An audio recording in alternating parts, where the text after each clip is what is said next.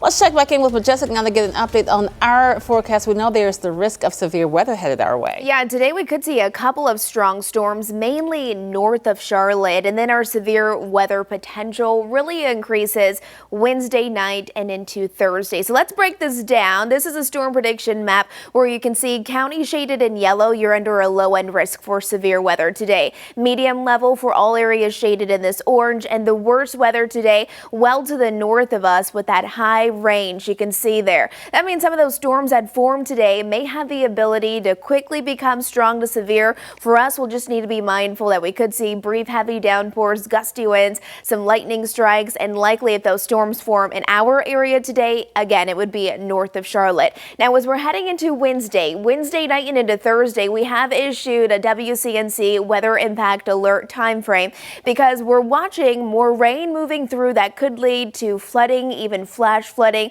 the possibility of seeing some storms actually train, kind of just going over and over the same place and not moving a lot. So this is our risk for Wednesday. Most of us under that low end risk will be watching that area specifically that's shaded in orange too. Now again, this is our threats for today. No tornado or hail threat. Damaging winds though will be possible if any of those storms do become strong to severe. So if you have things outside that might blow away, it's always just a good idea to make sure everything is battened down. You can see our Doppler radar. We have quiet conditions. We will see more cloud coverage throughout the day. Some scattered showers and storms trying to move in up by our mountain counties, but continuing to really move off to the north and to the east.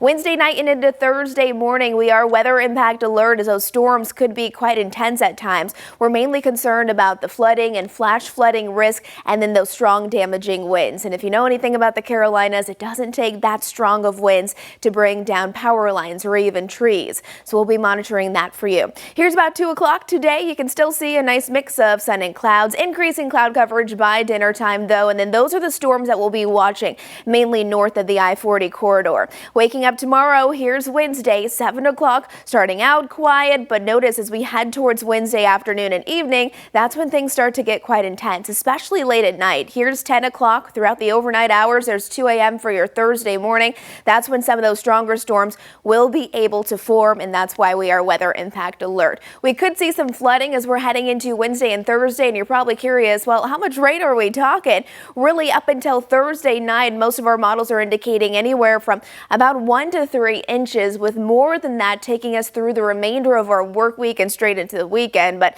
in order for us to even get out of the drought, remember, we still need almost 19 inches of rain here in Charlotte. I like this, though. Over the next 10 days, we do still have those rain and storm chances each and every day.